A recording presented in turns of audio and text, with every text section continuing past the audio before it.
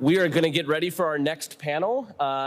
As has been alluded to many times throughout the introductions this morning in our keynote, and even in the Moving People panel, there's a lot. I mean, obviously, we need to be not just thinking about people, but also the things that are moving around at every single moment of every single day. I don't know about you, I order a lot of things that are delivered to my house, and my mind is boggled every time I think about the path that it takes from the factory to my doorstep. So I'm very excited about today's panel. We have Craig Phillip, who's a professor of civil and environmental engineering from Vanderbilt University. We have Corey Harper, who is an assistant professor of civil and environmental engineering here at CMU. We have Carly Dobbins-Buckland, who does business strategy at the Ford Motor Company. Michael Fetsko, who is here, he's the president of Freight and Industrial Components at Wabtec Corporation.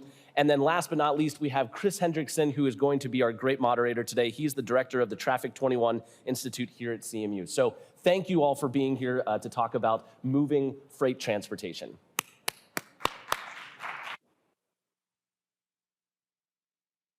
Is this on? Yep. And good morning to everybody. It's a pleasure to be here. I thought I'd start off with a quick local story that kind of illustrates how transportation is changing and kind of fits into the discussion in the last panel and also Rachel's keynote. I actually carpooled here to campus this morning and parked over in the East Campus garage. I plugged my car in.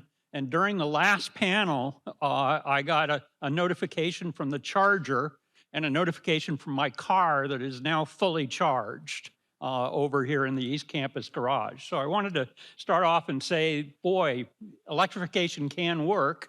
And I also wanted to thank, I don't think they're here in the audience, but Michelle Porter and Don Kaufeld to run the parking operation here. Duquesne Light, there may be a Duquesne Light person who handles the distribution, and also the power supplier for campus, which is predominantly wind power. And so all those people make the system work, and I'm happy. And thank you, Duquesne Light person. So that's all just by way of giving a quick anecdote about how things are changing. Let me move to the panel, which is on moving things. And we've heard that transportation is the largest sector for greenhouse gas emissions, and a good portion of that is moving people. But another large fraction of that is moving freight, moving goods. And it's particularly important to think about freight because it's not only a big producer of greenhouse gas emissions, but also conventional emissions, particularly particulates, are a problem in a number of areas. And so it's worthwhile thinking about freight movements in addition to thinking about just light duty vehicles and transit. So freight is complicated. It has a number of distinct modes. You know, you've got to worry about light duty trucks, heavy duty trucks, which have very different characteristics, pipelines, trains, maritime transportation. Aviation is also important for freight movements, and we're starting to see growth in things like drones for deliveries. So it's complicated in terms of the number of modes. It's also got distinctions from moving people in that you've got different kinds of decision makers. You've got freight shippers and forwarders, and so you've got all these different corporate decision makers influencing how freight moves around the United States and around the world. A third distinction about freight is that it is a mix of private and public infrastructure. A lot of freight moves on public roadways, but a lot also moves on private railways and on private aviation vehicles. And so you have a mix of infrastructure management and ownership in the freight world. And that's just a few of the characteristics that make freight different. And we're very excited to have 4 experts here on freight and freight decarbonization. And so I'm going to let them introduce themselves and talk a little bit about how they're engaged in decarbonization efforts. And maybe I'll start with one of our alums, Carly. Let's see. Oh, there it is. Thank you very much. Very happy to be here. Yes, alums. So go Carnegie Mellon. Love being able to come back and do things on campus like this. So as it says on the screen, I'm with Ford Motor Company. I've been there about 6 years and have had the pleasure of working in a variety of different of their new business areas, from mobility services to autonomous vehicles, and now for the commercial vehicle electrification segment under Ford Pro, with a specific focus on charging infrastructure for these fleets. And all of our light and medium and even a few heavy-duty vehicles, where Ford is a market leader in the US for a lot of the commercial vehicles that you see on the road. And so Ford's overall commitment to 50% of all vehicles produced by 2030 being electric, and $30 billion to make that so, with mostly American-made manufacturing and assembly, is a really big deal, and we're figuring out how to do it. It's been quite the journey so far. Definitely still early days, still sort of Gen 1, as we like to say internally, but that's the focus, and look forward to talk about it today. Chris, thanks. Good morning, everybody. Mike Fetsko. I'm with Wabtec. Wabtec, I like to say Wabtec's a bit of a hidden gem here in Pittsburgh. We're a publicly traded company. We've been around for 155 years, starting with George Westinghouse's invention of the air brake out in Wilmerding. I've been there almost 13 years. Prior to that, about 14 years at a company called Bombardier, who was bought by a company called Alstom a few years ago, where I spent a lot of time traveling the globe, being involved in passenger transit systems that were literally built from the ground up. My responsibility now at Wabtec, I'm a group president for our Freight and Industrial Components division. About 60% of my responsibility, if you will, out of my group comes out of the rail sector. So we are supplying components to battery locomotives. We're doing a little bit of R&D right now on the hydrogen space. I know that was talked about before.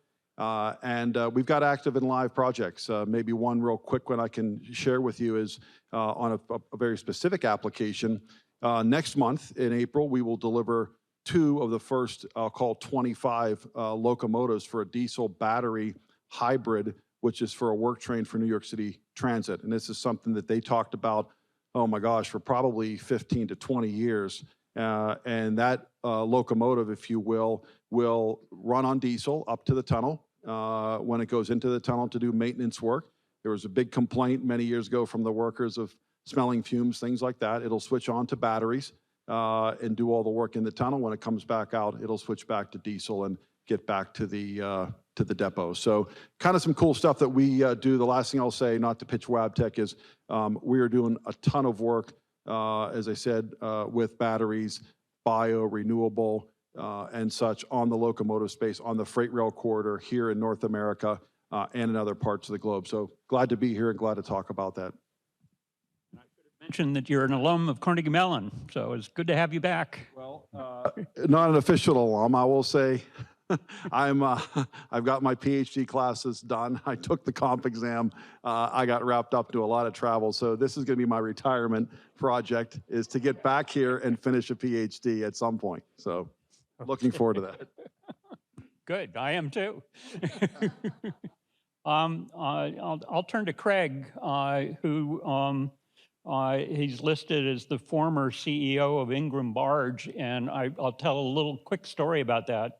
Some years ago, I was involved in a study on policy for inland waterways, and the study committee said, boy, we should really take a close look at an example of travel on the inland waterways. So Craig, as CEO of the Ingram Barge, arranged for the study committee to get on a towboat and pick up barges of coal and go through the lock down the Ohio. And I'm eternally grateful for that, Craig.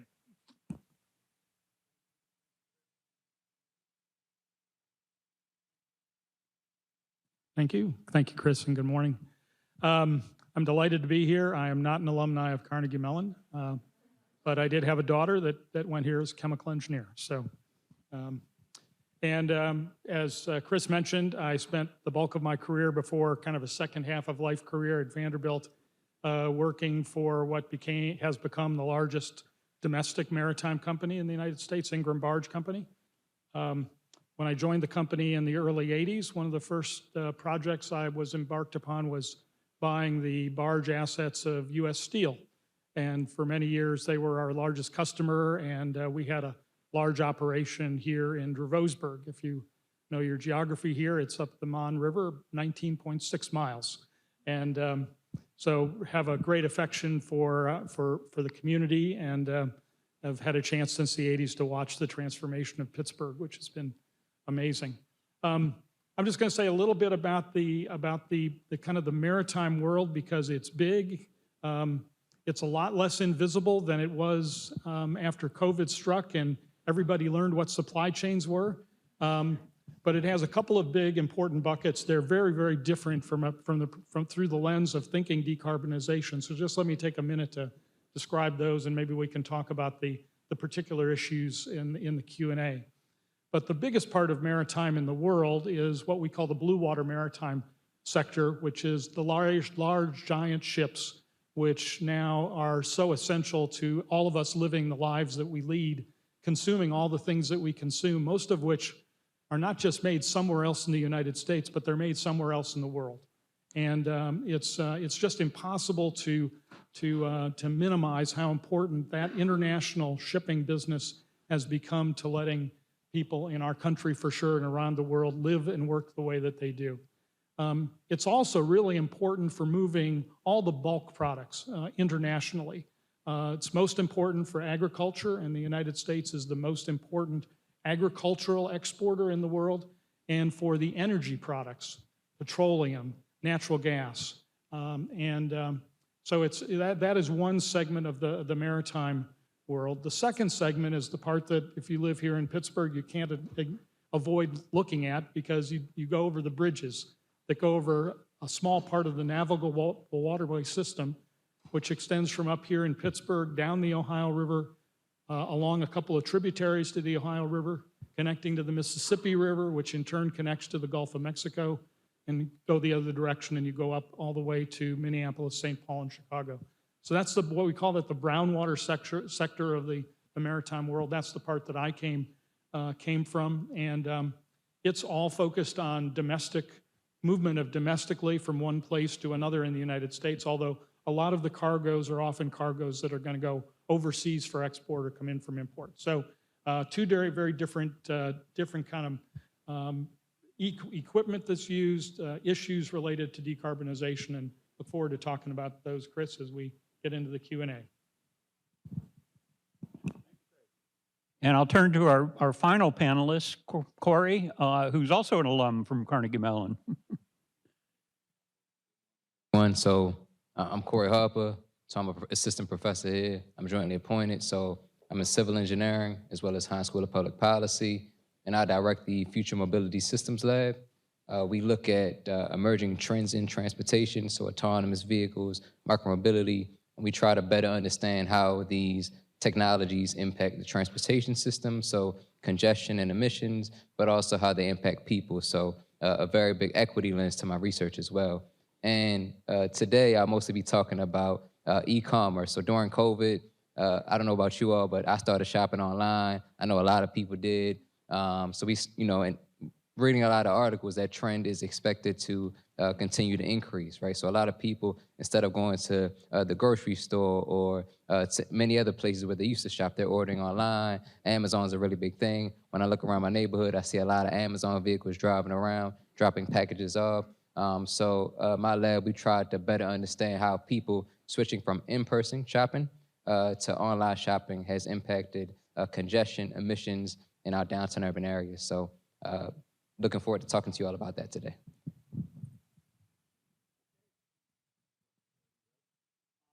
Thank you all for introducing yourselves. How we'll go from here on out, I'll ask a question. I'm going to try and ask a question for each of the panelists, and more than one can chime in if they want to on my questions. But after that, I'll turn it over to Daniel to get questions from the audience. So while we're talking up here, please think about what questions you'd like to ask about freight transportation and decarbonization as we go along. And I'll start with you, Carly, if that's okay. I'll do the same order that we did in the past. And you mentioned that you're working for Ford Pro and the commercial vehicle side of Ford. And Ford is well known for work trucks like the F-150 and the work vans that you produce. And if I have it right, back in 2022, a couple of years ago, Ford was the first U.S. automaker to produce electric vehicles of these versions of these vehicles, the F-150 Lightning and the E-Transit van. And many states and private firms are kind of interested in pushing the electrification. Certainly the federal government is also. I was curious what you've learned over the last couple of years of having these new electric vehicles on the market. Yes, we've learned a lot. It has been a total journey with the commercial customers of Ford. So Ford has over 100,000 individual fleet customers. About a third of those are small, medium businesses. About a third are really large. That's where you get the delivery companies, for example. And then the last third is kind of split up between more government fleets at all levels and rental companies.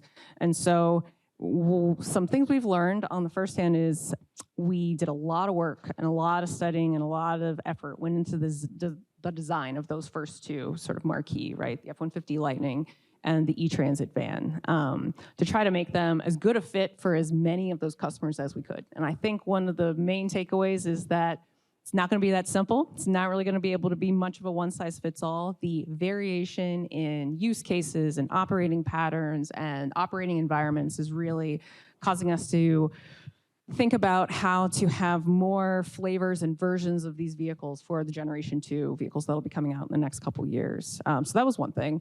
Part of that is that though we could model how many miles driven and how much time these vehicles were spending parked, which could then equate to charge time.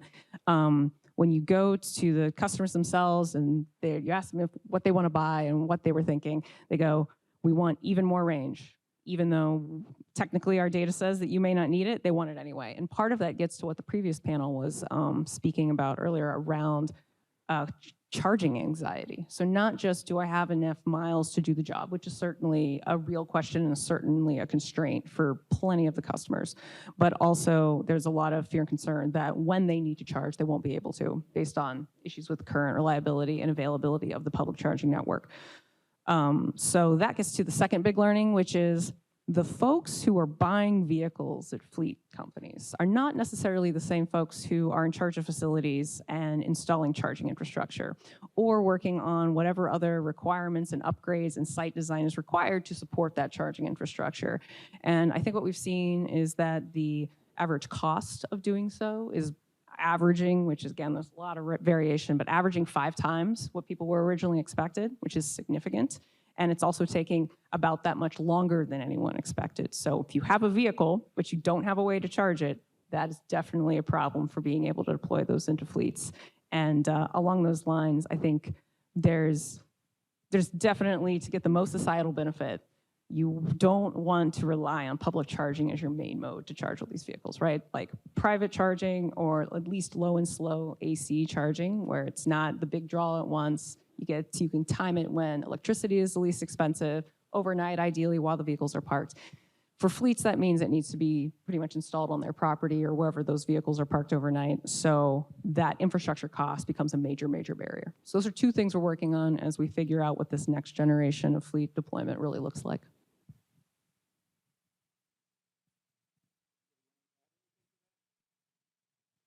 Okay, I'll turn to Mike then. Let's turn to heavy vehicles. In particular, I'm thinking rail. I wanted to follow up on your comments about there's this multiple technologies in play for heavy vehicles. There are batteries, there's drop-in low carbon alternative fuels, there's hydrogen as another fuel source. It seems very complicated and highly uncertain how that's all going to play out. Could you talk a little bit more about how we navigate the technology puzzle pieces that exist? Yeah, sure, Chris, thanks. So I think the easiest way to describe this, and I'll share with you what what Wabtec's thinking, what our strategy is. It kind of comes in five segments or 5 steps.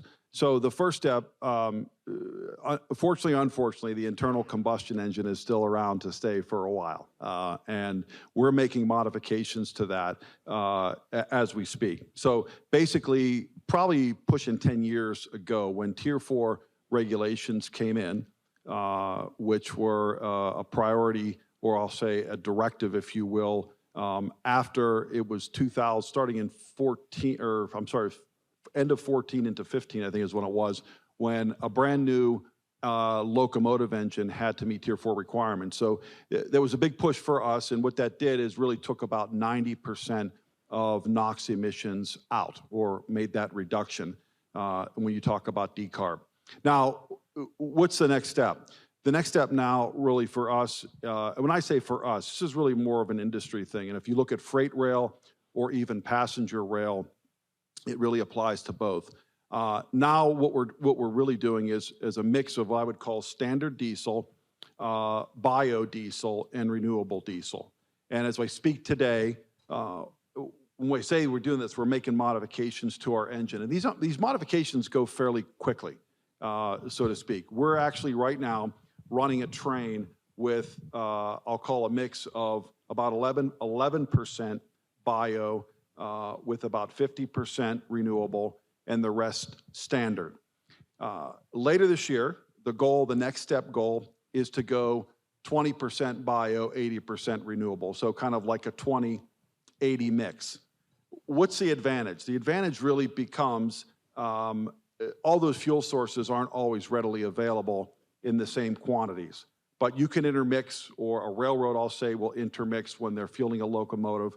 And you can basically, whatever's available, use it to run the train. You know, and one thing I'll make about the railroads, our railroad system here is quite complicated, as many of you know. The unfortunate reality of technology is companies like Wabtec and others have a lot out there, but the railroads become pretty slow to adopt for a couple reasons. One, there's government regulations for sure that need to be met. And the bigger play becomes cost. If you look at the railroad system, it's been running for a long, long time, a couple hundred years-ish, and it runs pretty good, right, for the most part. And if, you know, the Class 1 railroads are mostly publicly traded, so they've got to make their money as well. The third step, then, I'll say, becomes hydrogen. We're not there yet. The goal, then, is to take that internal combustion engine and then be able to put liquid hydrogen in, right, with a bio mix, if you will. First step is 50%. If we can get there, that's going to be great. And you're not going to probably see a lot of this till the latter part of this decade. I mean, our goal right now is like in that 27, 28, 29 time frame to be able to have it ready to test.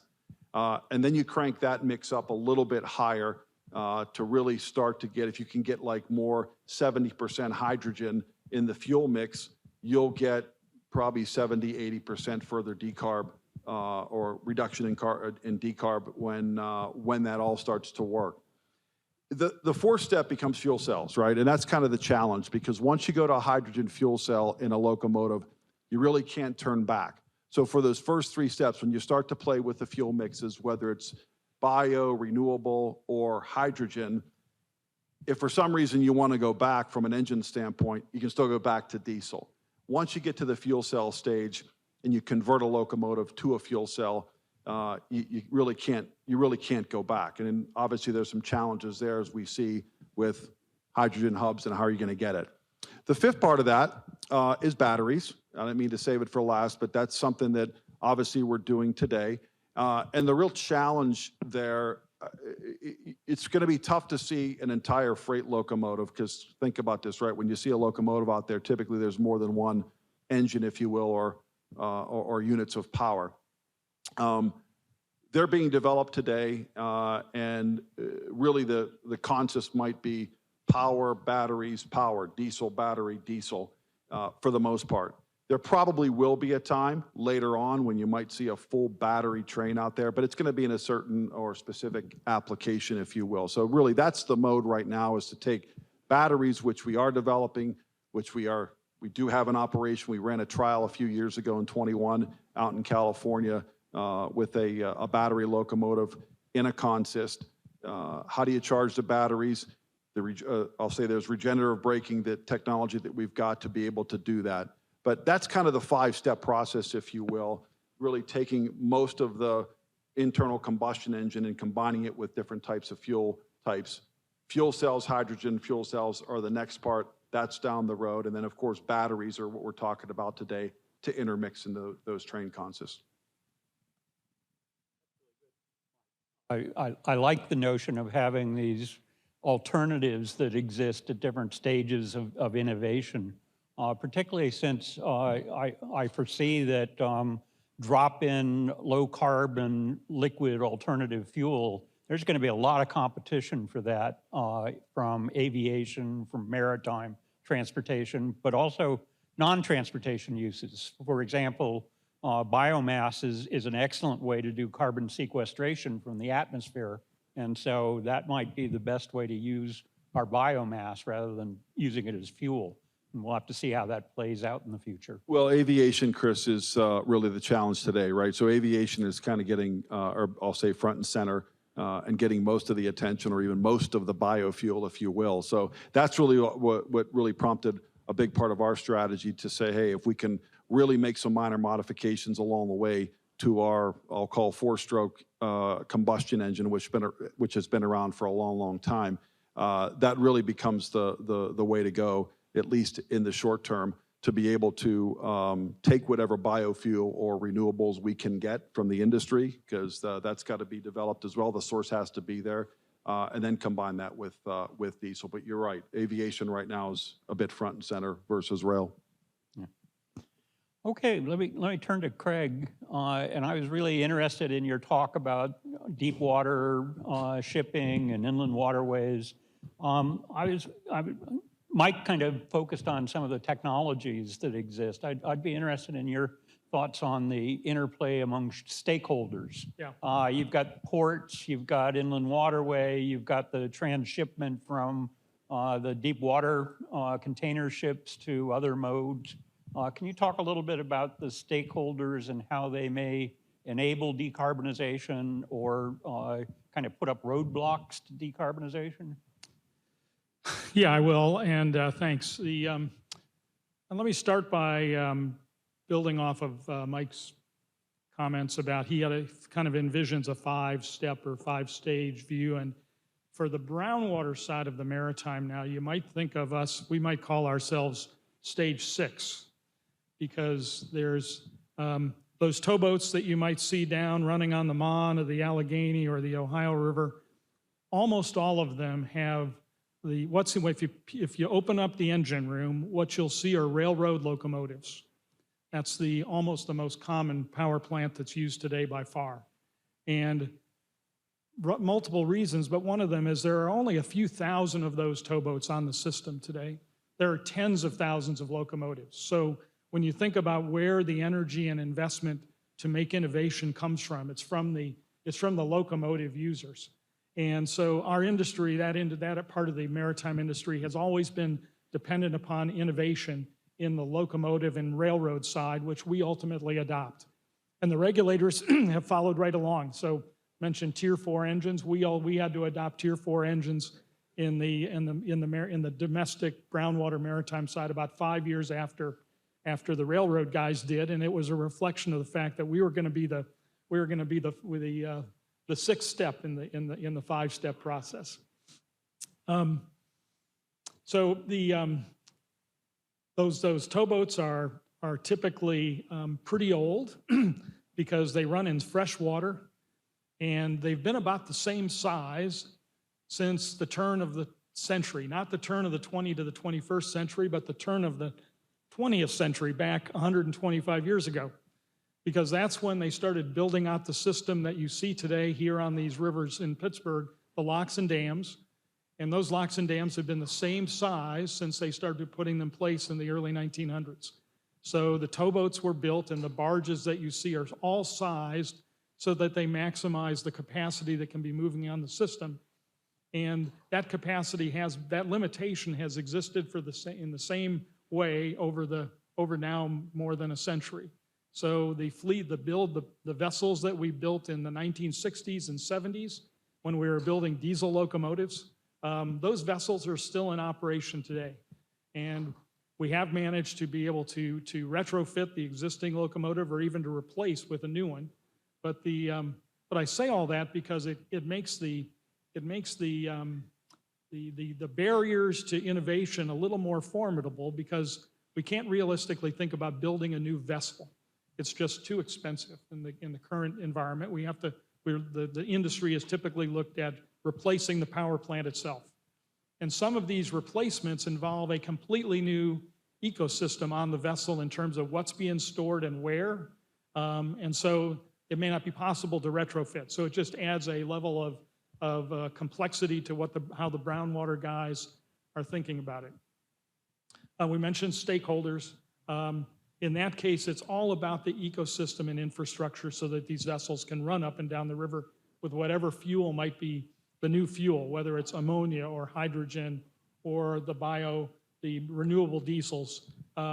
The infrastructure so that we can fuel from one place to the next becomes really, really important. So that'll be a barrier there. On the blue water side, that international shipping world, I think the stakeholder conundrum as we're sitting here in the United States is that most of the relevant stakeholders aren't here in the United States. Almost every ship that you see, all those big ships that you saw the photographs of that were sitting out of the port of Los Angeles, or if you go to any port in the United States and look at all those giant vessels, whether they're passenger vessels, all those cruise ships, or they're the tankers hauling the liquid products, or they're the container ships with now 12,000 containers on them. Every one of those ships has been built overseas. We don't have any shipbuilding in the United States to speak of in this country. It's in China, it's in Korea, it's in Japan. Now put a lens of the current kind of geopolitical world that we live in, and you'll see that the stakeholders there have all sorts of different things. But if we're looking at it from the perspective of policymakers here in the United States, it becomes challenging to think about. Well, it's easy to think about people that might be saboteurs. We certainly don't have control over how this is all going to unfold. So I think we just have to be mindful of that reality and don't want to say curb our ambitions, but reflect the fact that in that part of the transportation ecosystem, it's probably going to depend on people elsewhere in the world are going to be ultimately making the choices. Yeah, I think that's a very good point. International relations and agreements are going to be very, very important as we move forward in this transportation decarbonization world. Corey, I'll turn to you, and then I'll turn it over to the audience for questions. I wanted to ask a little bit more about e-commerce, if I could. I've been interested in e-commerce for a number of years. I first got interested in kind of the environmental impacts of e-commerce when I was thinking about getting one of the early Harry Potter books for my son, who was just exactly the same age as Harry Potter. And at the time, Amazon was offering to deliver the book on the same day it became available in booksellers. And so I was curious whether it would be better to drive to the bookseller locally and pick up Harry Potter, or whether I should order it from Amazon and have it delivered. Fast forward a number of years, and I sit on my block here in Pittsburgh, and there must be 3 or 4 package delivery vehicles that come by my street every day. Can you talk a little bit about that last mile delivery and kind of what effect it's had on congestion and emissions from e-commerce? Yeah, sure, Chris. So us ordering things online is likely going to worsen congestion, emissions, things like that, right? And that's because we did a study, right? So the system is actually already optimized, right? And what I mean by that is right now, most shopping trips are on our way, let's say we're going home, right? From work. We leave work, we go to the grocery store or somewhere else, then we go home, right? So our trip is optimized because our trip is chained already, right? So we're going from work to grocery store to somewhere else. And if we replace that with a e-commerce trip, we add trips to the network, right? So your trip is already optimized because you're going shopping on your way to other destinations.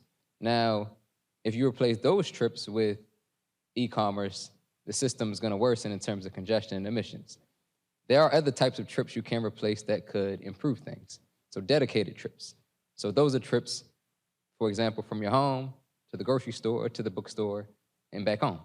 If you replace that with e-commerce, a system that can optimize those trips, batch things together, deliver, a number of packages and then go back to the store, you can improve things.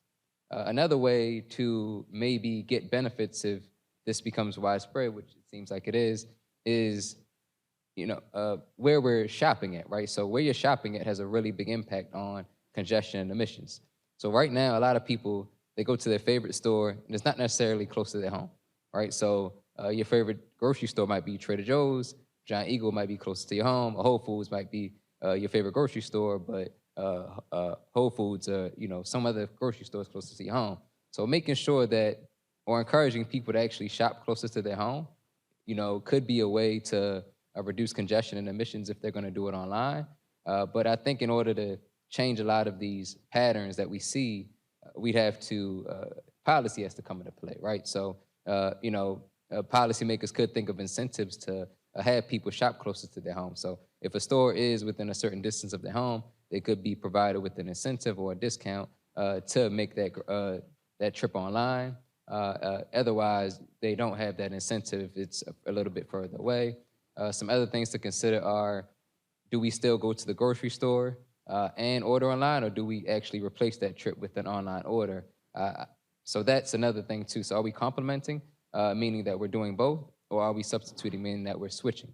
So a lot of those things play a factor, and depending on, if we're substituting, if we're continuing to shop the same way that we did, and if the delivery is actually batching, meaning that they're actually delivering packages in batches and not just going from the, for example, from the grocery store to back to the person's home, back to the grocery store, all those things have an impact. But if we continue to just shop the way we do, replace all the trips that we do now with e-commerce, it actually worsen the system. Do any of you have final words before I turn it over to Daniel for doing audience questions? Nope, you're happy enough? Okay, over to you, Daniel. As per tradition, we would love to open up questions, the first being towards from a student in the audience. Any students in the audience that have a question? One in the very back. Eliza's on her way. I ask the audience to give a round of applause to our panel.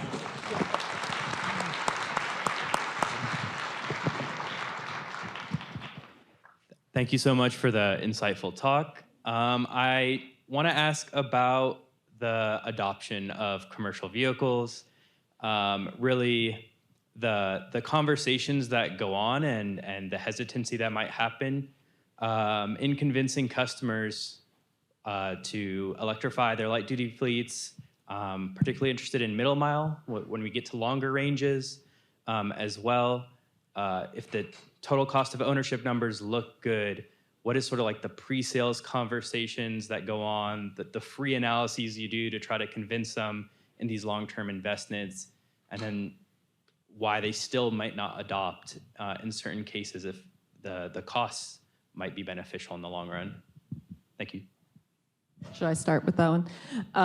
It's a great question. It is in some ways the question that we're all at Ford spending a lot of time on. I'm going to go with two things and start with the cost, right? There's obviously a very important just initial capital outlay that would otherwise a fleet would not need to happen. And these are businesses, efficient use of capital is kind of number one, especially when this vehicle is meant to do work, right? It's really its only purpose. It's not there for any other reasons. They don't, usually buy things because they look cool. It's just, can it get the job done as well and as efficiently and as cost efficiently as possible? And so, there are still ICE vehicles out there, internal combustion engine vehicles out there and available. And today in the market, those are still typically cheaper without incentives. So this is a great role for the public sector to play to provide that cash incentive, the cost off, rebates, things like that help reduce that initial capital investment that lets people get over their early adopter fears, see how the vehicles work, start that flywheel to the point that then we get the feedback loop, everyone starts to understand what the infrastructure is needed and how the vehicles need to change to the point that the fleet themselves can also understand how they might need to change their operating patterns. Amy was referring earlier how when you park the bus to charge it and where is something that a lot of fleets are having to deal with. How are they going to change their actual operating patterns throughout the day? So you have to get over that initial hump of investment to get that started. Now, there are a lot of programs out there. Government, to its credit, is trying all kinds of things at all different levels. I think as a second piece there, we should not underestimate the role of our electric utilities. Our utilities they're the ones actually who have to supply that power to the site. The site has to be able to handle the load capacity that fleet needs. But also, our utilities are inherently really efficient asset management companies. This is sort of because of their business model, right? Like that's the thing that they have to do in order to be able to maintain their low rates and to be able to efficiently deploy capital. But it's also the challenge because our regulated structure for our utilities in the US typically doesn't let a lot of forward investment happen, right? Because the ratepayers have to pay it today, even though it's for something that may not come immediately. And so there's very much this kind of like just-in-time investment mode, and that is really gonna be a blocker for a lot of larger scale, especially fleet, medium, and heavy-duty electrification, because the system's designed around like a new big building or a new big data center coming online. Well, that takes multiple years to plan. Utility can plan with that new center deployment. Fine, no problem. We can have the load ready to go. An existing warehouse site that wants to add 50% of its vans as electric next year or in 3 months because the vehicles are ready to go, well, the site is not going to be ready necessarily to supply that electricity. And it just has a longer lead time because there has to be approval for that. So anyway, there's a lot of policy level, getting everyone on the same page, the timelines on the same page, and just what are our real social goals here around electrification, and just making sure everything lines up together. It's a huge stumbling block, but it's solvable.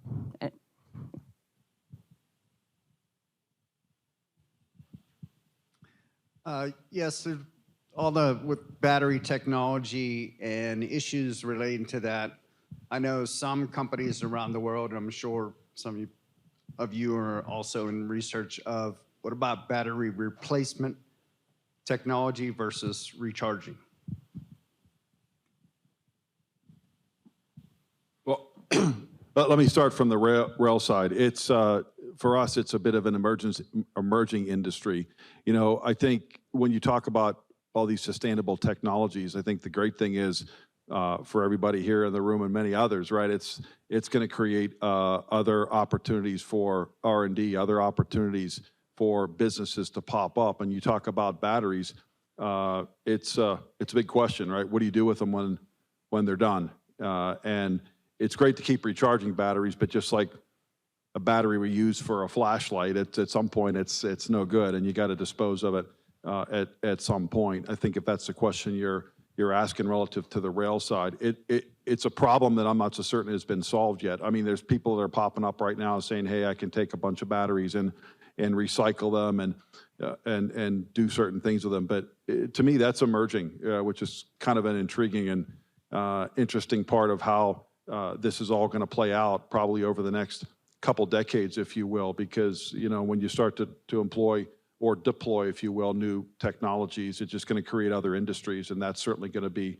one of them. Is what do we do with the batteries I'll speak from a rail side. I can tell you when you put batteries in a locomotive, you know how big a locomotive is. And when it's full of batteries, there's a lot of energy. But when it's all said and done, you've got to do something with them. I'm not so certain there's an answer for it today that anybody can give us. I'd love to kind of just jump on that one for a second. I don't want to take up all the air on the stage here, but this was going to be my other big thing I wanted to touch on today, was really around the opportunity for battery recycling. So this is something that Ford started in 2021 with a $50 million investment in Redwood Materials, which is the Tesla co-founder CTO's new business, literally trying to get 95% of the recovery from these EV batteries back out into the supply chain, both cut down on all the carbon that is produced. This is a decarbonizing panel at the time of manufacture for EVs, which is half of their lifetime emissions, even in a dirty grid environment, and also the supply chain issues. Like it's not coming from around the world; it's already here. Can we just recycle it and put it back into the supply chain? Huge opportunities there, and yes, I would agree with you. It is definitely still emergent, but it seems like the promise is more than just an idea. It seems like it's just a matter of time for us to make it real. And I would say this is a go forth charge for Carnegie Mellon. Like, let's make battery recycling for EVs real in the next 5 years. Woo! So anyway, that was my little hobby horse here I wanted to talk about today. Well, maybe I can take the moderator's priority here and follow up with a question. There's a battery recycler here in Western Pennsylvania called Metco, and they have a nickel cadmium battery recycling operation that actually is turning a little bit of a profit for them, which is great because somebody else covers the reverse logistics. And one of the things I think about with lithium ion, where there isn't as much value in the components, is that maybe we need to introduce something like a bottle bill. You're out in Oregon, and Oregon has, when you buy a bottle, you got to put in a deposit. And then when you return the bottle, you get the deposit back, and it facilitates the reverse logistics of that operation. And maybe we need those sorts of things to come into play. Anybody have any thoughts on that? Nope. Okay. It could be a great policy lever, Yeah, sure. I think there is room for innovation here. Yeah, hey, sorry to Carly and Michael, probably directed at your direction again. Wanted to ask a little bit about the critical material supply, longevity of that supply. How is that working in your operation? Do you see things like geopolitics and high demand for EVs being a long-term risk for those minerals? Yeah, I mean, Ford has a huge number of people who are employed for the company working on supply chain, and raw materials is a huge part of this. And for everything we were just talking about, like the more we can diversify that, COVID really showed some of the weaknesses there globally, not just in the automotive or EV or, industry. And both diversify as well as bring things closer to home or reuse what we have, I think we'll just have a lot more resiliency in the critical mineral supply system. Yeah, I just want to comment from Wabtec's standpoint, very similar to Ford, right? We've got a huge group of supply chain personnel, but I think, the difference, Ford sees this as well, right? When you're a publicly traded company, we've got a sustainability report that we are committed to that comes out every year.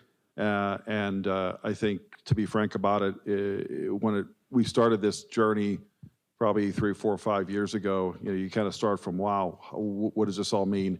And it's gotten quite good in the sense that it keeps big companies accountable, right? You just can't put stuff in a document if you're really not doing it. And a lot of that revolves around the material side, the supply chain side, making sure that our suppliers as well, the people that we're picking to give us product for whether our trains or industrial products that we're developing are also have a sustainable mindset. So I think, to me, that's a good thing. And if we can push more of that down into the private sector, that'd be great, I think, as well, right, to get those commitments. Hello. My question is mostly directed towards Corey. You mentioned unoptimal behavior with regards to people having a favorite grocery store and wanting to go farther for that.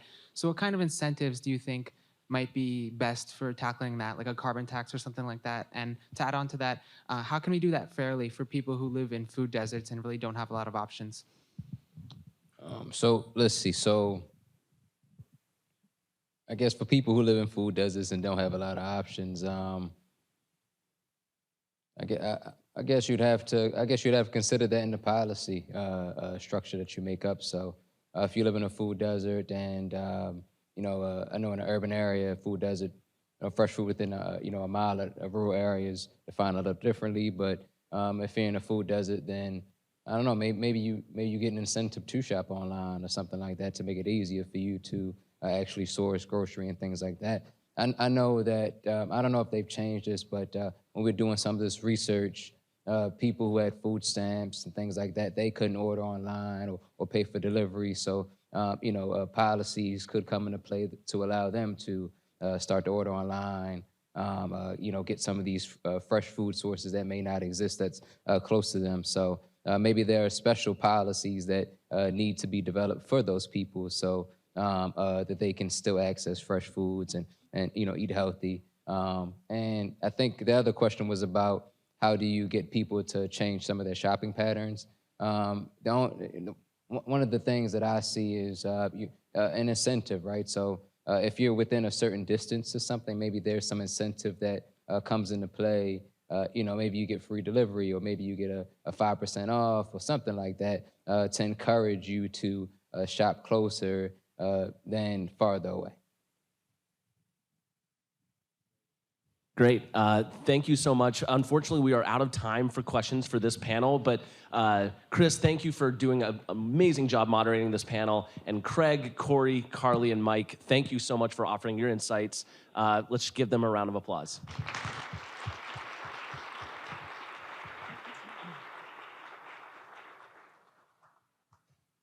So I want to make a quick announcement about the poster competition. So many of our students are competing in the poster competition that is happening across the hall. I believe all the judges are already over there, but if you're a student, you're participating in that poster competition, please head over there now. The judges are waiting for you. So at this point, I would love to invite Brian Guzek, Vice President of Corporate Strategy at Duquesne Light Company, to the podium to give a sponsor address just before we all grab a bite to eat. Brian, the stage is yours, and thank you so much for your sponsorship of CMU Energy Week 2024.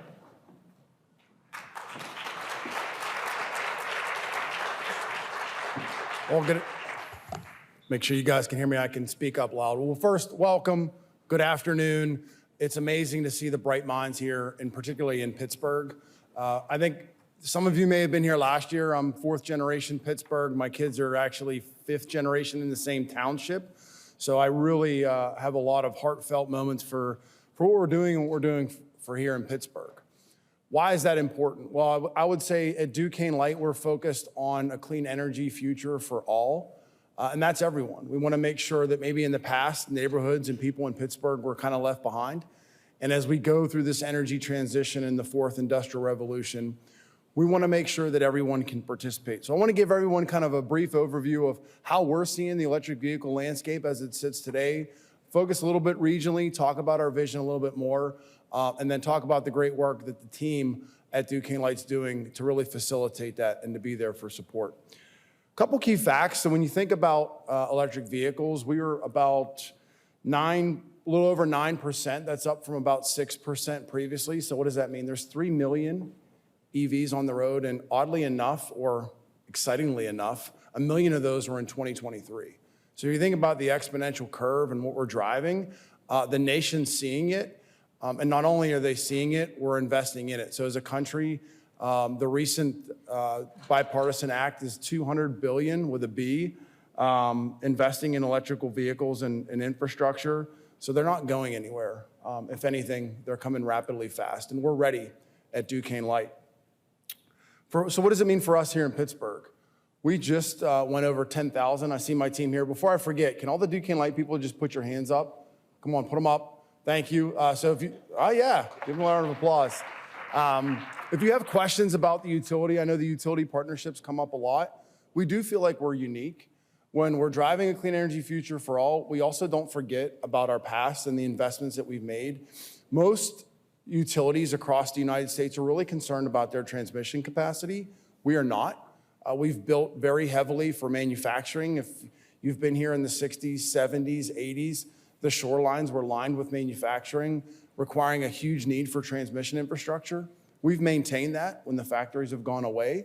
And so when you think about some of the challenges that our peer utilities are having, we're excited about the opportunity. We're not shying away from it. We're investing in it. So we're going to invest a little over $2 billion in the next 5 years in infrastructure and continue to do so. In the last 6, we've invested over 4. So we're continuing to drive and move that forward. So what does that mean locally? Being from Pittsburgh, 25% of our emissions come from transportation. So if you think about when you're charging here in Pennsylvania, it's an 80% reduction in emissions. You can make an impact, and it happens residentially. And it's not just for the environment, it's the pocketbooks as well, too. My team hears me tell this story, but I think it's our experiences that make us take some of the facts and some of the figures and make it realistic. We participate in the auto show every year here in Pittsburgh, and one of our customers, we don't call them ratepayers, we call them customers, but one of our customers came and said, hey, I just want to give you a story about my own experience. And he was saying he drives from Beaver County into Pittsburgh every day, modest income, $50,000 a year, and he was spending roughly $350 a month in gas. He made the decision to go to an electric vehicle, and that dropped to $50 a month in gas. So if you imagine $300 in your pocketbook, how many groceries that would buy, how much food that would provide to your family, it's real life. It happens, and we're happy that we're able to support that overall. So thinking about how we support at Duquesne Light, over the past 5 years, we've supported installing more than 300 charging stations across our service territory. And what does that mean? It eliminates range fear. It helps know that when you have an electrical vehicle, you have a place to charge it. And it's a program that we've been doing since 2018. On top of that, we also host fleet and community charging programs. So we will come, we'll support whether it's a small business and you have a fleet, or whether it's Carnegie Mellon, University of Pittsburgh, others, we will show up and we'll help educate you and really as a value-added service to our customers. On top of services, I mentioned earlier the Bipartisan Act. We've assisted and helped our customers apply for more than $27 million in grants right here in Pittsburgh. Partnerships are important, not just with our customers, but for members of the community. We're very proud of our partnership with the Pittsburgh Regional Transit. I won't say the former name that maybe many of you know them of, but Pittsburgh Regional Transit is a great partner for us. We've partnered with them for their first 8 fast charging stations that they have right here at the East Liberty Truck Garage. And we're really excited as they work toward a zero emission fleet by 2045. We've also supported Student Transportation of America, and this one hits home for me. We were doing a volunteer event, and the event was cleaning up an abandoned lot, and we were right near a bus stop. And every time the buses would go by, you'd get that wonderful, I think they shift into second gear, and that nice big diesel cloud goes into your face. And I remember looking at the individual sponsoring the event saying, man, I can't believe if you'd have to sit here every day just inhaling it and inhaling it. And, I have twins. Again, I said they're 5th generation. He said that what really hurts is this is also a school bus stop. So when you think about what we're doing at Duquesne Light and help facilitating school buses to be electrified, that's something that I'm incredibly proud of, and the team's done an amazing job in order to do that. So I just want to wrap up and just talk about how important it is for members of this community, members of the business community, to support our drive for electric vehicles. We live in Pittsburgh. We have many industries. We believe in an all the above strategy. So when we think about all the materials that Pennsylvania can provide, we can do it in a clean and effective manner. So the next time you think about investing in a vehicle, and it's truly an investment, you have a choice to invest in an internal combustion engine, which for 10 years plus, it's going to be putting out the same amount of emissions. If you invest in an EV, not only are you making an impact now, the grid will continue to get cleaner, and so your investment has an opportunity to continue to improve over the lifespan of the vehicle. So one, thank you for being our customers at Duquesne Light. One, thank you for the partnership. And lastly, thank you for having me here today.